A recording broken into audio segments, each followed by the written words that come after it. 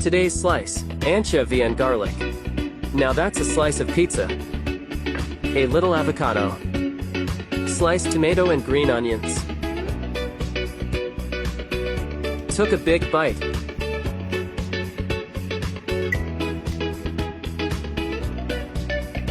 And chased it down with a pepperoncini. It was so good. I just kept eating. The crust was one of the best I've ever had. Couldn't stop. A little more tomato.